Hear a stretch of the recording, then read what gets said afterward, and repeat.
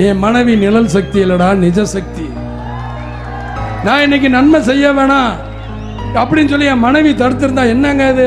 சம்பாதிக்க தான் வந்திருக்கேன், நீங்கள் என்ன உதவி பண்ணிக்க, நீங்கள் என்ன 25 லட்சம் தரீங்க, அதில் 15 லட்சம் தரீங்க, சும்மா பார்த்தா காசு எடுக்கிறேன். என் மனைவி தடுத்திருந்தா 91 நான் செய்கின்ற உதவிகள் எல்லாமே நின்று போயிருக்கும்.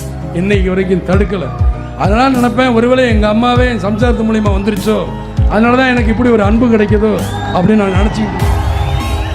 இன்னைக்கு கூட என் மனைவியை சுற்றியில் சொந்தக்காரெலாம் சொன்னாங்க, எதுக்கு சம்பாரிச்சிங்களா போனீங்களா சும்மா இருங்களேன்னு சொன்னதுக்கு என் மனைவி சொன்ன ஒரே வார்த்தை, அவர் சம்பாரித்த காசு, அவரும் மக்களோட ஒன்றா இருக்கிறார், அவர் நினச்சி என்னவா மட்டும் அவர் மக்களுக்காக பிறந்தவர் நினைக்கிறேன், மக்களோட இருக்குன்னு தயவுசெய்து விட்டுருங்க.